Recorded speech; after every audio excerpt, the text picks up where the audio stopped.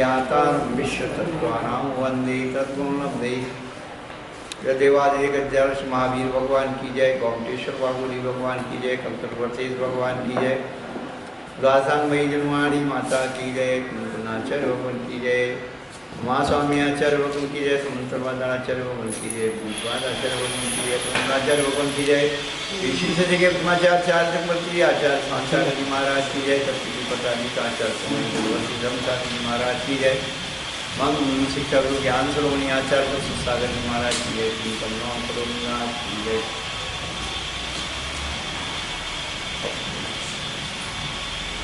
धर्मानुरागी दिव्यात्माओं पिछले दिनों से हम लोग तत्वार सूत्र सुन रहे हैं। तत्वार सूत्र में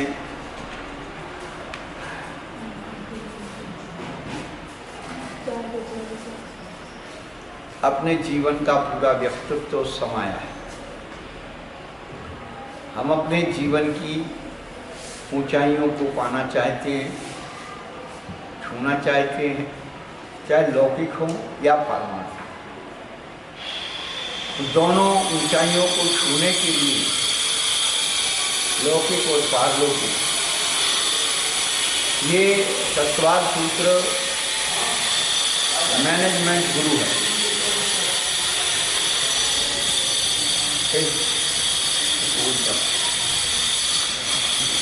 आप हजारों रुपये खर्च करके क्लासें पढ़ते हो, सुनते हो, और वह व्यक्ति भी आपके जीवन जीने की एक कला को मैनेज करने की बात करता है कि आप कैसे उठें, बैठें, बोलें, चलें, फिरें।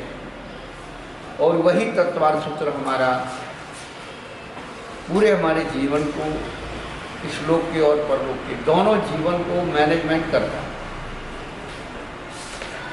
और वही जीवन से रिलेटेड जो छोटी छोटी बातें हैं, हम कैसे बोलें, कैसे सोचें, कैसे चलें, कैसे रखें उठाएं और कैसे खान पान करें। अभी जीवन की 5 बातें हम इसको एक व्यवस्थित कर रहे हैं।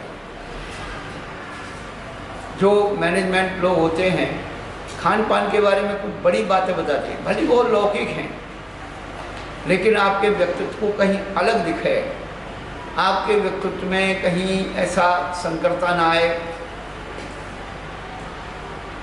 तो वो लोग बोलते हैं कि कभी ड्राइवर के साथ बैठ के भोजन नहीं करना। ड्राइवर को भले 200 रुपया दे दो कि ना भाई होटल में खा, अपने भोजन में उसे शामिल नहीं करना। क्योंकि एक बार आपने पूछ लिया, द्वारा नहीं पूछा, उसके मन में आक्रोश आ गया, वो सोचेगा कुछ गड़बड़ हो गया है, तो उसकी चेतना में एक दूसरा परिवर्तन हो सकता है और आपके जीवन को खतरा हो सकता है। क्योंकि संसार में बुराई भोजन से ही शुरू होती, लड़ाई भोजन से शुरू होती। तो बहुत बड़े मनोवैज्ञानिक सूत्र हैं, जैन दर्शन के जो सूत्र हैं, ये बड़े मनोवैज्ञानिक सूत्र हैं, हमारे और आपके लौकिक जीवन को भी साथ और पारलौकिक जीवन को भी। हम सोचे यार क्या है ये सब छोटी छोटी बातें, इसमें क्या धर्म और क्या अधर्म, लेकिन ध्यान रखना यही हमारी 2 चीज़ें शुभ और अशुभ, धर्म अधर्म में विभक्त करते। तो शुभ क्या है, उन्होंने 7वें अध्याय में पूरा विश्लेषण किया, और शुभ में विकृति कैसे आती है ये भी बताया, और भी बहुत सारी चीज़ें उसके साथ जोड़ सकती हैं। लेकिन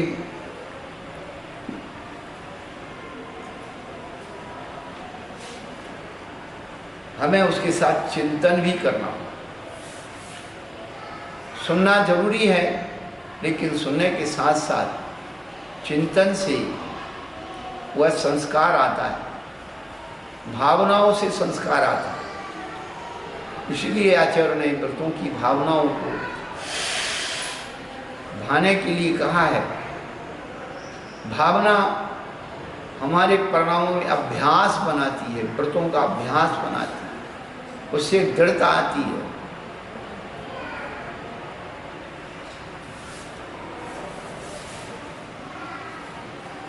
उसके फल कुफल पर दृष्टिपात हमेशा रहता है भावनाओं के माध्यम। हम सही गलत की पहचान कर लेते हैं भावनाओं के माध्यम। कहने का अभिप्राय तो यही है कि एक एक व्रतों की जो 5-5 भावनाएं हैं, एक दिन नहीं प्रतिदिन भाइये आप। हम आपको पिछले दिनों से 7वां अध्याय निरंतर सुना रहे हैं कि एक दिन पढ़ने और सुनने का नहीं है, आप प्रतिदिन पढ़ें और सुने, तब वो आपको अंदर भावित होगा। और जितनी भावनाएं गहरी होंगी उतना प्रभाव भी अच्छा होगा। इसलिए जितने भी लौकिक महापुरुष हुए या पारलौकिक महापुरुष, उनके जीवनचर्या में आप देखिए कि सुबह के घंटे 2 घंटे बिल्कुल एकांत इस आराधना की, प्रभु प्रार्थना के, विश्व कल्याण के, बिल्कुल दिमाग को खाली करके वो संस्कार अंदर डालते और वह सुबह का संस्कार चेतना में भावनात्मक डालने से सारी दैनिक चर्या भी उसका परिवर्तन। हम लोग क्या करते, उठते ही फजर चूल्हे पे नजर, उठते ही चाय बनी, नाश्ता तैयार है, ये करना है, वो करना है, यहाँ जाना है, वहाँ जाना है, ये सारी प्लानिंग शुरू हो जाती दिमाग में और वाचनों से और काय से। लेकिन सबसे पहला हम सबका धार्मिक जो है धर्म पुरुषार्थ, आचार्यों ने 4 पुरुषार्थ में धर्म पुरुषार्थ लिखा। और यहाँ पर हमने पिछले दिनों भी बताया 3 अनियोग पुण्य को धर्म कहते, 3 अनियोग पुण्य को धर्म कहते। प्रथमानियोग, करणानियोग, चरणानियोग। द्रव्यानियोग पुण्य को धर्म नहीं कहते। ये बातें बड़ी चिंतन की हैं।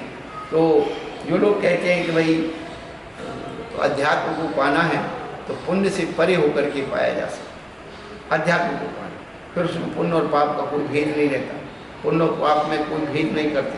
सोने की बेड़ी और लोहे की बेड़ी दोनों बंधन एक समान होते। लेकिन व्यवहार में तो आपको कपड़े की टोपी पहना दिया तो सम्मान हो गया, उसी कपड़े का जूता आपके सिर पर रख दिया तो अपमान हो गया। वही कपड़े की व्यवहारिक जीवन में ये पुण्य और पाप के स्वरूप समझे जाते हैं। परमार्थ के लिए कुछ समझने के लिए है नहीं, अपने अलावा और कुछ समझने के लिए है ही नहीं। तो हमें इस दिशा में चिंतन करना है, अपनी चेतना को जगाना है भावनाओं के माध्यम से।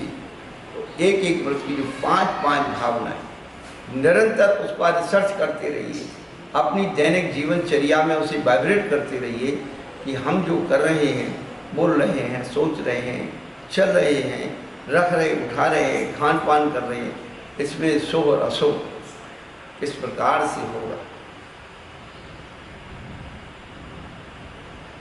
भाषा और भोजन की तो शुद्धि भगवान बनाने के लिए काफी।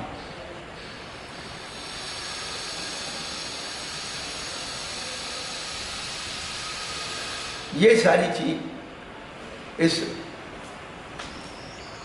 अध्याय में बताई गई है। हमने पिछले दिनों भी एक बात बताई थी, 5 पापों को रोकने के लिए विश्व में 50,000 से अधिक कानून बने हुए हैं, फिर भी वो कानून फेल हैं। लेकिन हम लोग ग्रस्त लोग अपने जीवन में 5 अनुव्रतों को अंगीकार कर लें,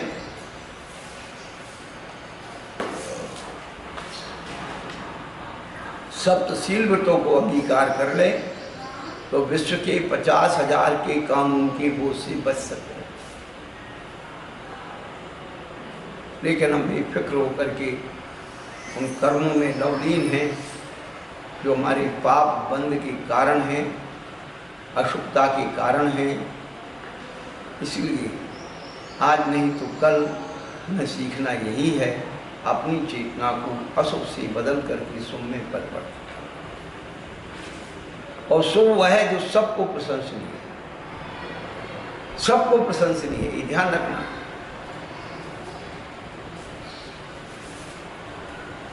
सबके लिए प्रशंसनीय होता वो शुभ।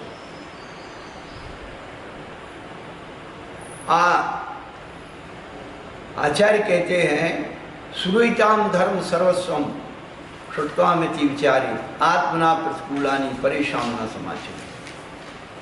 धर्म का सब कुछ सुनो और सुनने के बाद इतना ही निर्धारण करना है, इतना ही विचार करना है, जो कार्य जो व्यवहार दूसरों का हमें अच्छा नहीं लगता, वैसा व्यवहार वैसा कार्य हम दूसरों के प्रति ना करें। यही पूरा धर्म का सार है। लेकिन हम लोग अपने लिए तो सब अच्छा चाहते हैं और दूसरों के लिए जो कुछ बन जाए अथवा तथवा एन के प्रकार कुछ भी करने को तैयार रहते हैं। इसलिए हम लोगों का जो शारीरिक, मानसिक, वाचनिक व्यवहार है उसमें बहुत बड़ा परिवर्तन। तो करें क्या, क्योंकि हम लोगों को सबको कर्ता बुद्धि हुई, कर्ता बुद्धि निकाल करके कर्तव्य बुद्धि पर अपनी चेतना हुई। कर्ता बुद्धि का मतलब हम नहीं करेंगे तो सब भूखे मर जाएंगे, हम नहीं कमाएंगे तो भूखे मर जाएंगे, हम नहीं बनाएंगे तो भूखे मर जाएंगे, हमने ये मकान नहीं बना होता तो सब सड़क पर होते। ये सब अहम की कर्ता बुद्धि होती। और कर्ता बुद्धि को निकालने के लिए एक ही सूत्र है, भैया हम कौन होते हैं, इनका पुण्य था, हम इनकी पुण्य के नौकर, इनके पुण्य के नौकर से हमने जो भी सहयोग किया, इनका पुण्य का उदय था, हो गया। हम कौन होते हैं कर्म, अपनी कर्ता बुद्धि को निकाल करके कर्तव्य बुद्धि पर अपने आप को ले जाइए। वही हमारा दायित्व है, इतने समय तक हमारी जिम्मेदारी है, वो हम निभा कर रहे हैं। तो हमें फिर दुख नहीं। कर्ता बुद्धि को हमेशा दुख इसलिए होता है क्योंकि जब उसकी कर्ता बुद्धि की कार्य की कोई सराहना नहीं करता है, प्रशंसा नहीं करता है, तो वह उसको बहुत पीड़ा होती है। लेकिन कर्तव्य बुद्धि वाला जीव कभी किसी के धन्यवाद की अपेक्षा नहीं रखता है।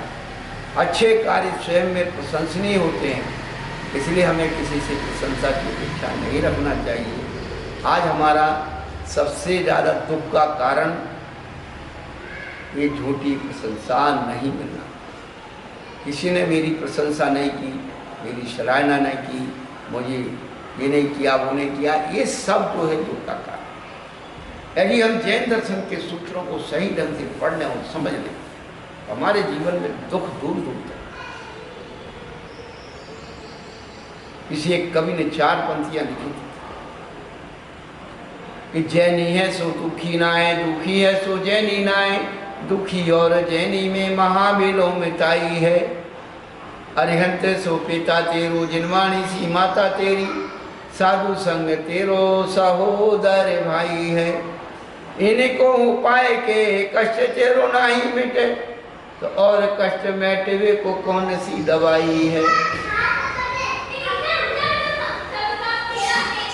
असली दवाई यहाँ जो हमारे जन्म जरा मृत्यु के कष्ट को मिट देती।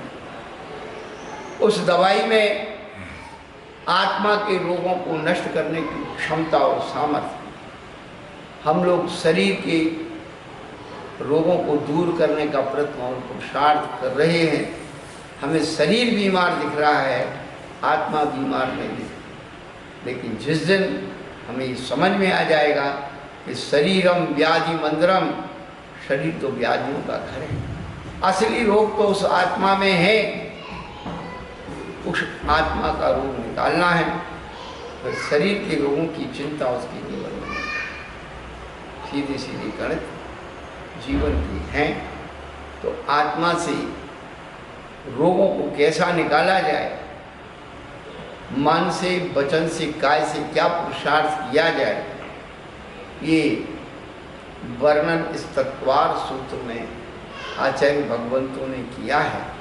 हम थोड़ा प्रयत्नों पुरुषार्थ कर लें, समझने की कोशिश करें, जीवन शैली में अपनाने की कोशिश करें, तो इसी जन्म में चरम परम सुखी हम लोग हो सके। हम हमेशा कहते हैं कि द्रव्यान योग मोक्ष सुख की बात नहीं कहता है।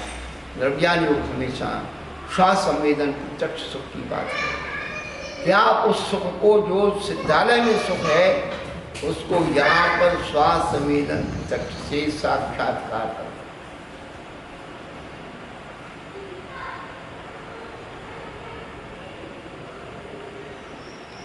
तीन अनुयोग, प्रथमानुयोग, करणानुयोग, चरणानुयोग। मोक्ष को नारी की उपमा देते हैं, मोक्ष को मुक्ति कहते हैं।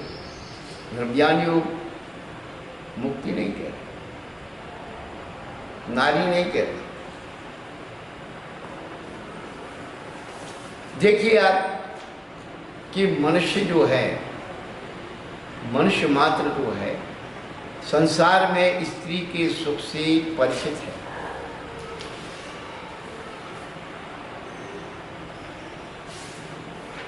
इसीलिए तीन अनुयोगकारों ने स्त्री को नारी बना दिया, मुक्ति को नारी बना दिया, कि व्यक्ति संसार में स्त्री सुख से परिचित है,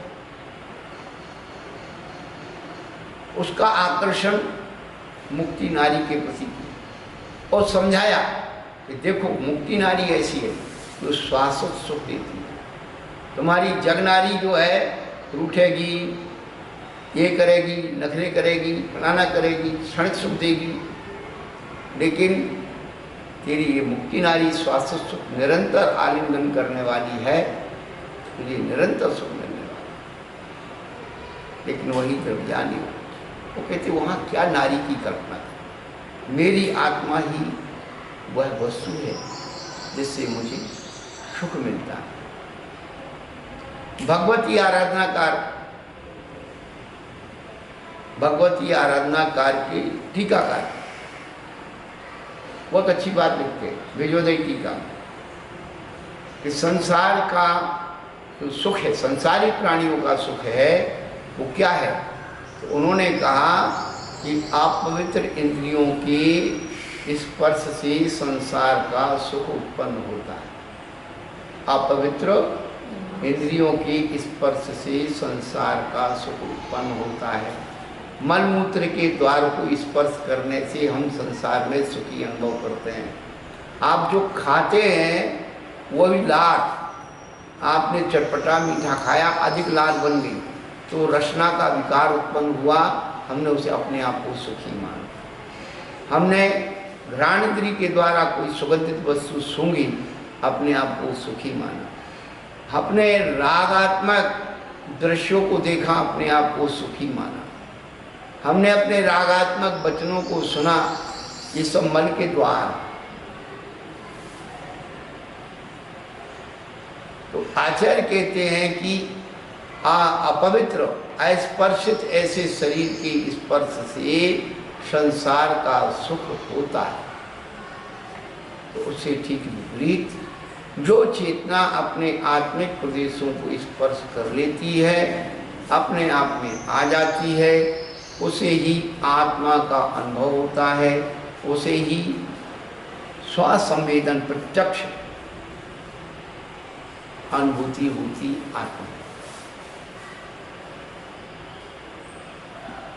स्वसंवेदन प्रत्यक्ष क्या है? तो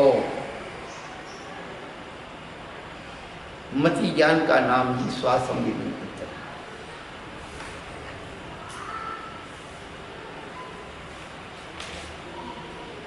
जब इंद्रियां अपने विषयों से विराम ले लेती हैं, तब वह इंद्रियां क्या काम करती हैं? अंतर्मुखी होकर के उस मति ज्ञान के साथ अपने आत्म प्रदेशों का स्पर्शन करती।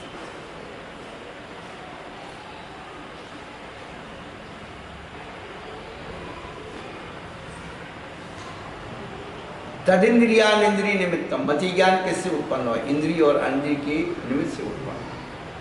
तो इंद्रिय और अनिंद्रिय जो है, मन, अनिंद्रिय मन और इंद्रिय अपने विषयों से विराम लेगी तो अपने अध्यात्म में, अपने आप में आए। यही बात अमृतचंद सूरी ने समय सार कल में कही। विरम किम परेणे कारिकोलाहलेने स्वयमपि निर्वित्तासन पश्यन्माशमेका दैशरसि पुंसाम उद्गलाद्भिन्निदाम नो ननु किमन उपलब्धि भाति किंचोपलब्धि। हे भवजीवात्मा विराम ले तू पंचेंद्रियों के विषयों से विराम ले। विरम किम परे ने कार्य कोलाहल, हमारे अंदर कोलाहल, इंद्रिय विषयों का कोलाहल। गर्मी है, प्यास लग रही, केवल एक बात पानी चाहिए, और पानी आ गया, स्पर्श करके देखा गर्म था तो तुरंत मन कहता है पानी ठंडा होता। तुरंत अकस्मात पानी ठंडा आ गया, मन कहता है पानी की जगह ठंडे पानी में शिकंजी होती। ये इंद्रिय विषय फैलते चले जाते।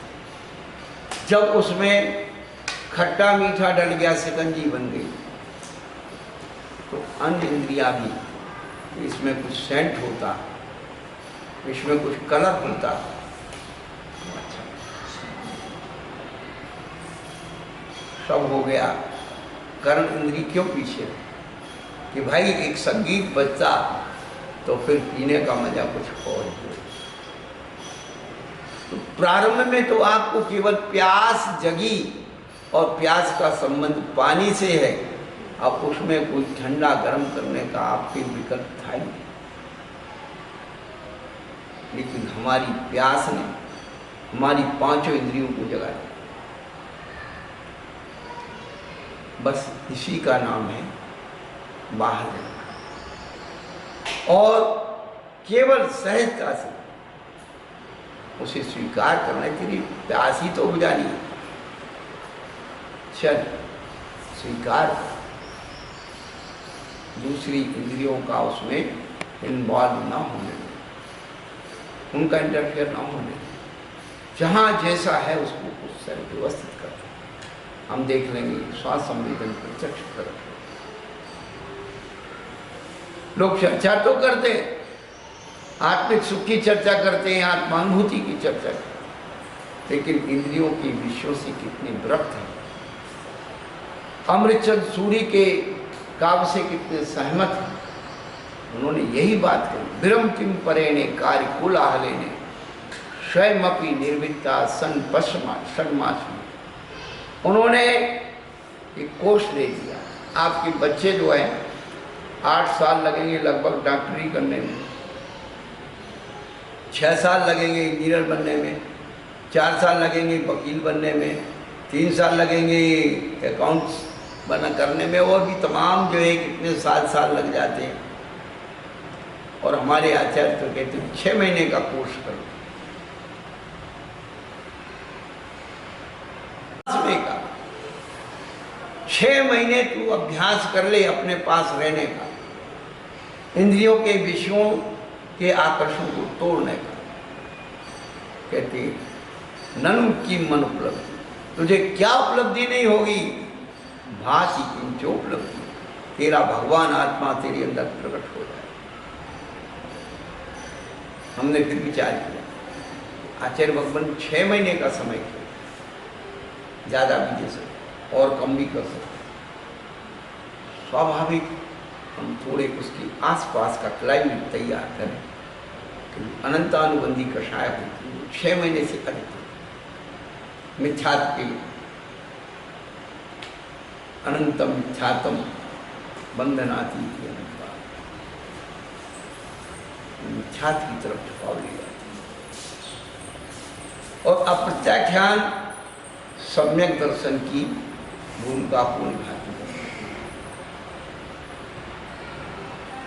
प्रत्याख्यान वृत्ति की भूमिका को निभाती है, संजलन महावृत्ति की भूमिका को निभाती है, और फिर धीरे धीरे वो क्षीण होती चली जाती है। 9 कषायों का भी परिवर्तन होता जाता है, वह शुद्धोपयोग की भूमिका। ये पार्ट टू पार्ट हैं, स्वरूप भेद और स्वामी भेद। जब तक हम लोग नहीं समझेंगे, भटकते रहेंगे। कितना ही आगम पढ़ लो, कितना ही अध्यात्म पढ़ लो, कितना ही कुछ भी बन जाओ, साधु बन जाओ, महात्मा बन जाओ, व्रती बन जाओ, ये बनने से कुछ नहीं होगा। जो कुछ होगा होने से होगा। बना बाहर से जाता है, हुआ अंदर से जाता है।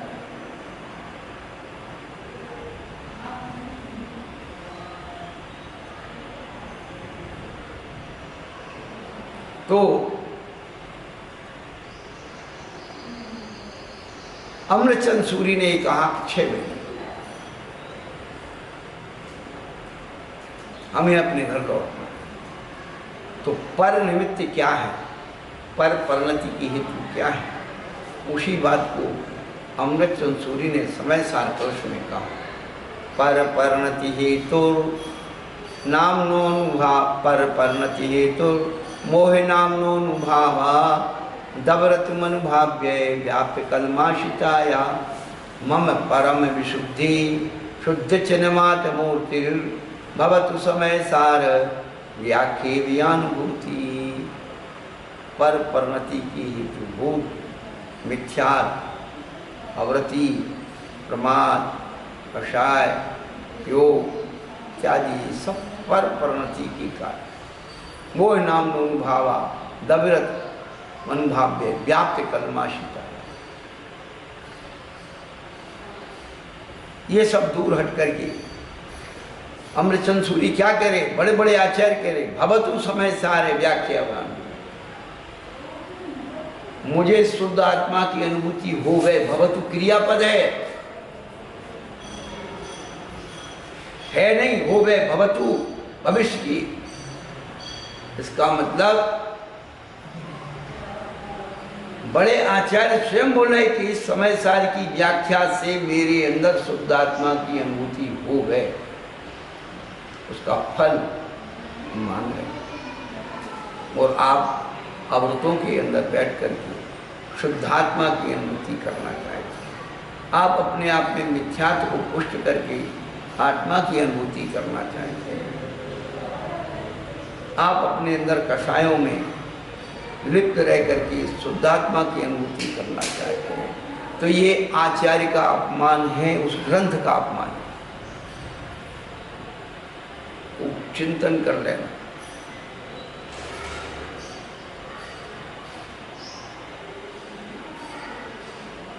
यदि हम उस आचार्य के उन वाक्यों को नकारते हैं तो समझ लेना उस आचार्य का अनादर है, उस ग्रंथ का अनादर। हम आदर करना सीखें अहोभाव से। 16 कारण भावनाओं में प्रवचन भक्ति भावना है, और प्रवचन भक्ति भावना का मतलब है ग्रंथ के एक एक शब्द पर अपनी श्वास निछावर होना चाहिए। आत्महितकारी वचन, उसमें कोई पंथ संत ग्रंथ मान्यता धारणा का कोई मतलब नहीं।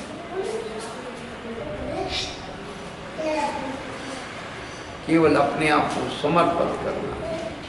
क्या हो, हमारे गुरुओं ने हमारी आत्मा के लिए कितनी प्यारी बात कही। वो दिन कब आए जब ऐसा अनुभव हम करें।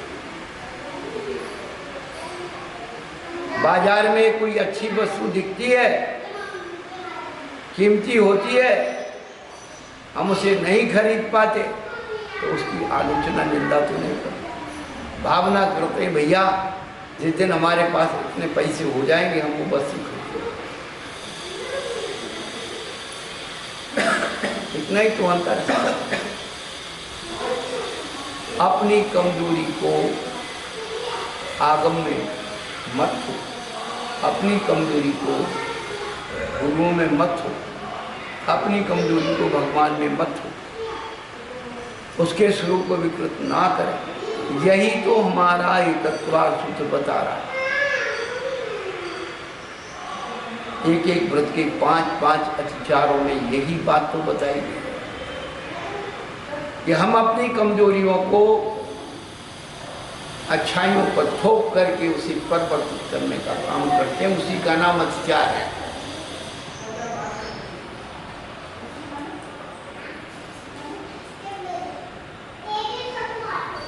हम व्यवहार जगत के सारे कानून नियमों का पालन करते हैं, लेकिन धर्म के नियमों का पालन करने में हमें बड़ा प्रमाद आता है, कषाय उत्पन्न होती है, उपेक्षा बुद्धि उत्पन्न होती है। कहने का तात्पर्य ये पूरे अध्याय में जो हमारा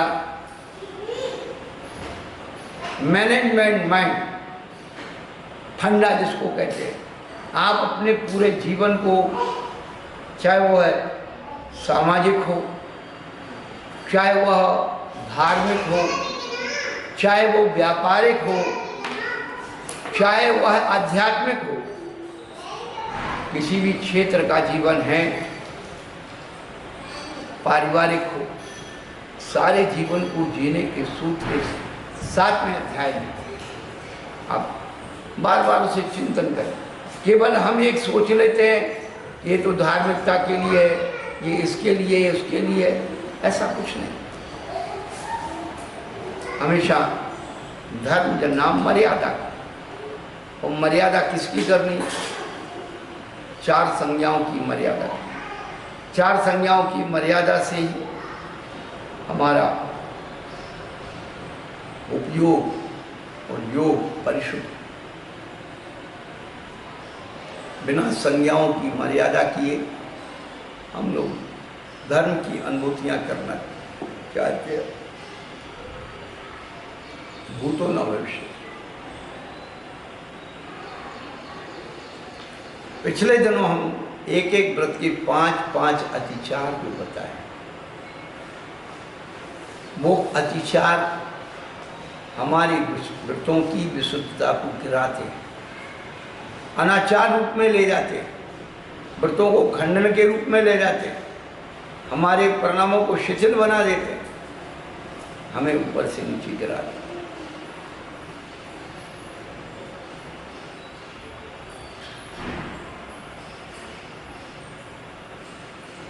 एक एक व्रत के 5-5 अतिचार जो बताए गए, उसके बाद उन्होंने ये कहा था कि पिछले सूत्रों में, अध्यायों में तीर्थंकर का कारणभूत आश्रव निर्देश में शक्ति त्याग और शक्ति तप ऐसा विधान किया था, और शील व्रत में अतिथि संविभाग व्रत कहा था। तो ये दान का लक्षण क्या है, आप इसके बारे में भी आज आपको विशेष रहस्य की बात बताना चाहते हैं। दान को आचार्य ने कई प्रकार से परिभाषित किया।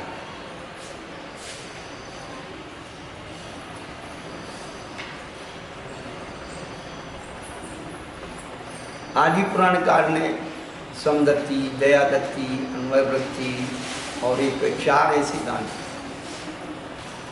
लेकिन हमारा जो चरणानी योग है, वह दान की जब कल्पना करता है तो श्रावकाचार्य के दान में 4 दान, आहार दान, औषधि दान, उपकरण दान और वशत का दान। श्रावकाचार्य के दान में कहीं भी ज्ञान दान नहीं लिखा और कहीं अभय दान नहीं लिखा।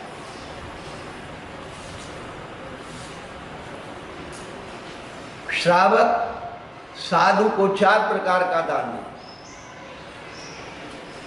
आहार दान दे, साधु अस्वस्थ हो गया तो औषधि दान दे, साधु के पढ़ने लिखने के उपकरण, संयम सोच के उपकरण, ये सारे उपकरण कहलाते हैं।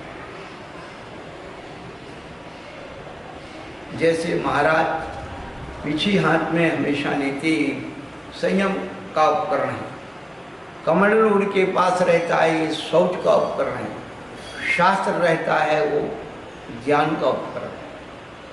लेखनी, डायरी, चौकी, ये सब वेस्टर्न, ये सब ज्ञान की। चश्मा, लोग चश्मा को परिग्रह मानते। अरे परिग्रह क्या है? चश्मा तो संयम का भी उपकरण है, जीव रक्षा के लिए। मन खिड़की बंद पड़ गई है, आप लगा सकते, लेकिन ठीक है, जिनका जो हो रहा है वो।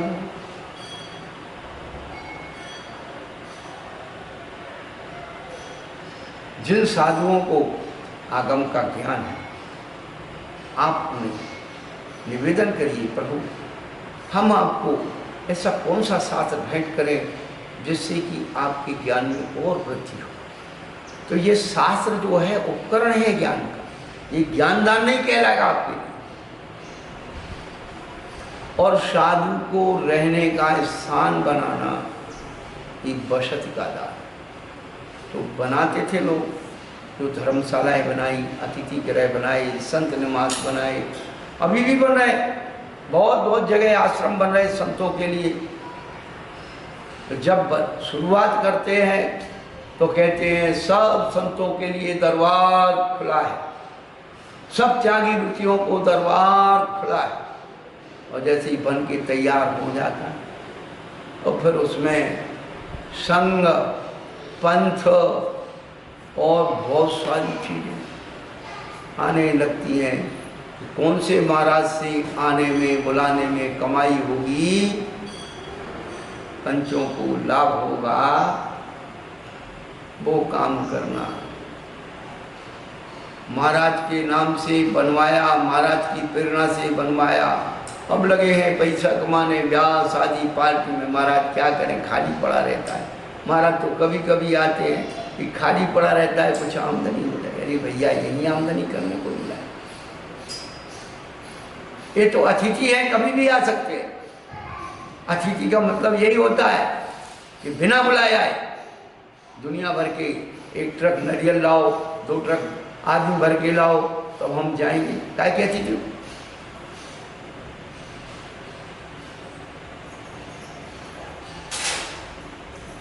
चाहे हम ही क्यों ना हो, उसमें क्या बात। प्रभावना के नाम पर दुनिया का फायदा, प्रभावना नहीं है, ये प्रदर्शन। हाँ, अपने आदमी, अपनी शिक्षा। मैं आपको कुछ नहीं बात, आपने कुछ नहीं बोला, आपका दिमाग बिल्कुल नहीं उठा। और श्रावक यदि सोचते हैं नहीं मेरे गुरु को गाजीबाजी भी बुलाना, तो ये प्रभावना, उसमें प्रभावना के ज्ञान कहे गए 16 कारण।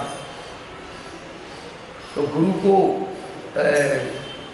अच्छे सम्मान के द्वारा लाना, सम्मान के द्वारा पहुंचाना, कि आपकी अंदर धड़क होना चाहिए, वो प्रभावना। अब महाराज लगे हुए हैं, इतने वॉलंटियर आना चाहिए, ऐसी बाजी होना चाहिए, हमारे आगमन में ऐसा नृत्य होना चाहिए, हो गया काम। हमें क्या लेना देना, तुझे पुण्य कमाना ना, तू कमा, मुझे तो पुण्य छोड़ना है। मैं पुण्य कमाने के लिए नहीं आया, साधु पुण्य कमाने के लिए नहीं बनता, पुण्य छोड़ने के लिए। लेकिन वो सारे समीकरण गड़बड़ा है। अतिथि संविभाग, आपको बात बता रहे हैं कि 4 दान श्राप का 4 तो उसमें ज्ञान दान नहीं है और अभय दान नहीं है, उपकरण दान है और बचत का दान। अब पूज्यपादाचार्य ने शक्ति सत्याग 16 कारण भावना में शक्ति त्याग भावना का जब विश्लेषण किया तो 3 दान लिखे हुए, आहार दान, ज्ञान दान और अभय दान। औषधि दान नहीं लिखा। हमने अपने आप से स्वयं पूछा पूज्यपाद स्वामी से, प्रभु आपने औषधि दान क्यों नहीं लिखा है? 16 का देखो, हमने पहले बताया स्वरूप भेद और स्वामी भेद, वहां पर दर्शन विशुद्धि आदि 16 कारण भाव, दर्शन विशुद्धि, उससे विशुद्धि जुड़ी हुई। और औषधि हमेशा संक्लेश का रूप है।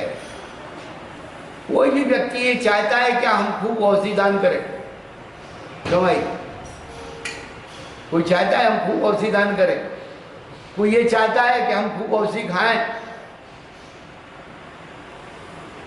इसलिए उन्होंने 16 कारण भावना में जो शक्ति त्याग भावना थी उसमें औषधि को दान नहीं लिखा। आहार दान, ज्ञान दान और अभय दान, ये 3।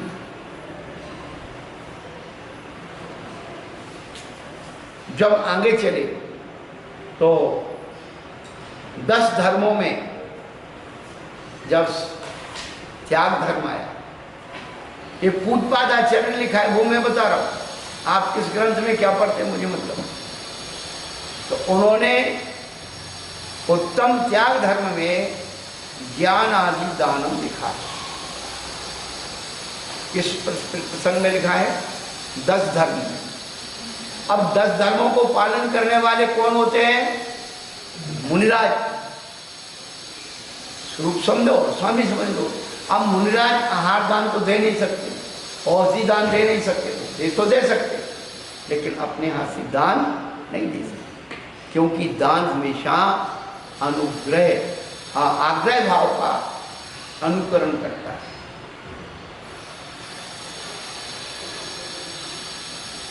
वहां पर 2 ही दान के, ज्ञान दान और अभय दान। तो मुनिराज ज्ञान दान करते हैं और अभय दान करते हैं। प्रत्येक जीव के प्रति करुणा का भाव, पीछे से उसकी रक्षा के भाव, आशीर्वाद के द्वारा सब जीव सुखी रहें, तन से, मन से, धन से निरंतर अभय की भावना रखते हैं। इसलिए मुनिराज के दोनों दान होते हैं, ज्ञान दान। इसलिए पात्र को पड़गा करके, क्या जैसे आप पात्र को पड़गाते हो ना, ऐसे मुनिराज भी पात्र को पड़गा करके उसको देते। बताए कैसे देते हैं? गोवर्धन आचार्य आ रहे थे, गांव में प्रवेश कर रहे थे। गांव के छोटे छोटे बच्चे, 8-10 साल के बच्चे गांव के बाहर खेल रहे थे। पहले गांव ऐसे जल्दी थोड़े दिखते थे, बगीचे होते थे, वो होते थे, बगीचों के बीच में बड़े बड़े पेड़ और वो सब, तो गांव ढक जाता था। तो महाराज जी जो वहाँ से निकले तो छोटे छोटे बच्चे टिप्पू का गेम खेल रहे थे, एक के ऊपर एक पत्थर रख करके। अब वो अपनी देश में भाषा में कुछ बोल। तो पहले तो उन्होंने देखा कि ये छोटे बच्चे जो है इतने जल्दी फटाफट फटाफट एक के ऊपर 14 गोटी रख दी। 14, हम लोग तो 7-6 भी खेलते हाँ, उसने 14 महाराज ने दिखाया, चमत्कारी बच्चा। फिर ऐसे महाराज ने पूछ लिया, लोग स्वाभाविक पूछ रहे थे। अब ये आए खड़े हैं सड़क के किनारे और पूछ रहे भैया वो संतोष नगर कितनी दूर है? चौराहे पे खड़े और वही पूछ रहे संतोष नगर। अरे भैया गली में चले जाओ, पहले मिल जाए। तो गुरु महाराज ने पूछा गोवर्धन आचार्य ने बच्चे से कि बेटा गांव कितनी दूर है? तो छोटा सा बच्चा कहता है महाराज जी आपको इतना भी पता नहीं है कि छोटे बच्चे कितनी दूर आ सकते हैं खेलने के? इसका मतलब तो गांव पास में ही है ना, 100-200 मीटर आएंगे बच्चे खेलने के लिए, कितनी दूर जाएंगे?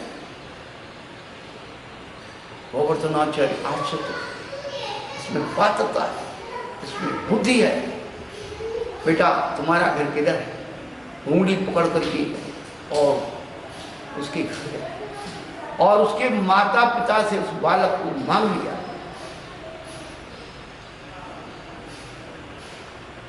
और वह हमारा अंतिम सुख की भद्र भाव। तो गुरु महाराज तो पात्र को पड़गा करके देते हैं कि ले ले भैया। गुरु महाराज की तो एक दाम की दुकान होती है, क्या मना कर देते और मना कर देते। जो पात्र है उसे मना कर देते भैया ले ले ले ले ले ले, और अपात्र को मना कर देते भैया तेरे बस की नहीं है, तू शांति रह।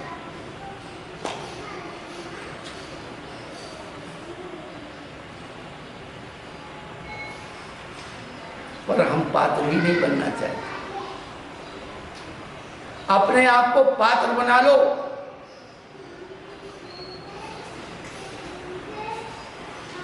सुराही सर के भल झुकती है कि जब पैमाना आता है। सुराही जो होती है उसका मुंह छोटा होता है, उसमें गिलास अंदर नहीं जा सकता है, लेकिन गिलास जब सुराही के पास आ जाता है तो सुराही स्वयं सर के भल झुक जाती है और उस पात्र को भर देगी। हम अपने आप को पात्र बनाना सीखें। बचपन में एक श्लोक सुना था, विद्या ददाति विनयम विनयाद याति पात्रताम पात्रत्वाद धनमाप्नोति धनाद धर्मम तथा। हम बहुत लोगों से पूछा, भैया इसका अर्थ बताओ। सब पढ़े लिखे लोग हैं दुनिया में, भैया हम तो लिखे पढ़े। अच्छे अच्छे मास्टरों से पूछते, प्रोफेसरों से पूछते, बस वही बताते विद्या विनय को देती है और विनय से पात्रता आती है, पात्रता से धन आता है, धन से धर्म होता है, धर्म से सुख होता है। यही आता ना भाई, ये अर्थ है। विद्या ददाति बनी विनयम, विद्या का फल विनय है। यदि हमने अपने जीवन में विद्या को अंगीकार किया है तो विनय आना चाहिए। विनयादि पात्रता, विनय का फल पात्रता है। पात्रत्वाद धर्माप्नोति, जो पात्र है उसकी अर्थ क्रिया, उसका प्रयोजन, यानी पात्र बनेगा और खाली पड़ा रहा तो उसका क्या प्रयोजन। और धनात् धर्मम, उस पात्रत्वाद धर्माप्नोति, पात्र खाली नहीं है, पात्रता है तो उसका फल है धन, और धन का फल है धर्म में लगाना, और धर्म का फल है आत्मिक सुख। धन से धर्म होता है, तो जितने बड़े आदमी है ना सब धर्म को खरीद लेते हैं, और आजकल यही हो रहा है। धन से धर्म, क्या उस धर्म से धन कमाया जा रहा है। धर्म को लोगों ने धन कमाने का साधन बना लिया। धर्म से आत्मिक सुख, धनात् धर्मम तथा।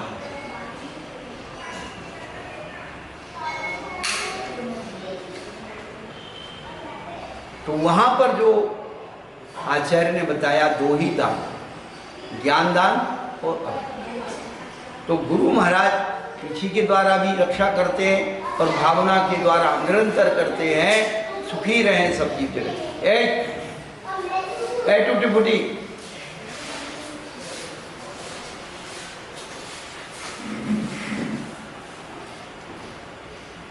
तो गुरु महाराज जो है निरंतर ये भावना, तीन लोग के प्राणी सुखी रहे, ये अभयदान।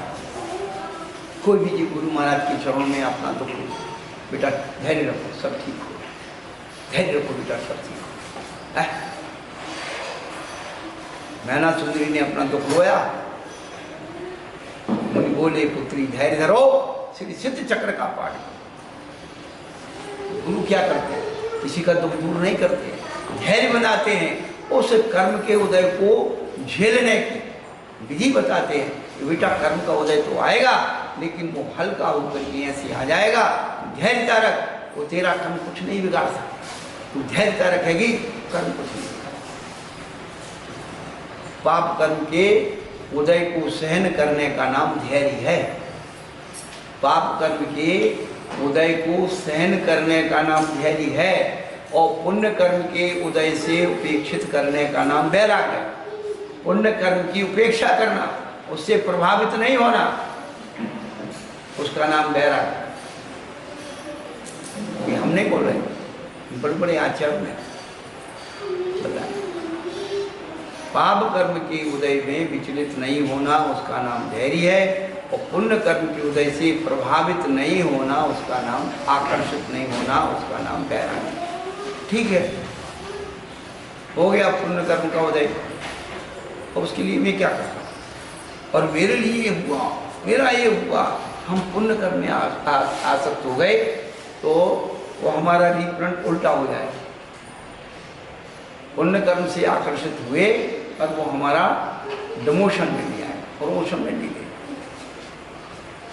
इसलिए हमारे तीर्थंकर भगवान भी पुण्य कर्म का उदय होकर के, तीर्थंकर प्रति का उदय होकर समोत्सरण की रचना होती है। और समोत्सरण में जिस सिंहासन में उस कमल पर विराजमान होते हैं वो कितने ऊंचे होते हैं, 4 अंगुल।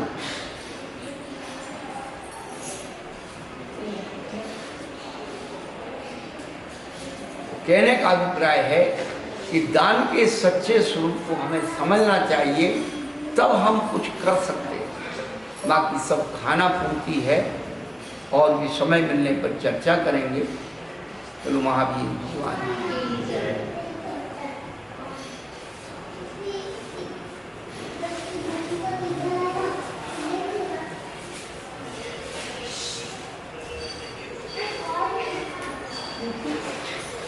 हाँ चलो कोई बात नहीं, प्रश्नोत्तर जरूरी नहीं है। हमने आपकी जितनी शंकाएं थी उनको उठा करके समाधान वैसे ही कर दिया। और लिख करके रखो, आप कभी भी पूछो, जरूरी थोड़ी इसी में पूछो।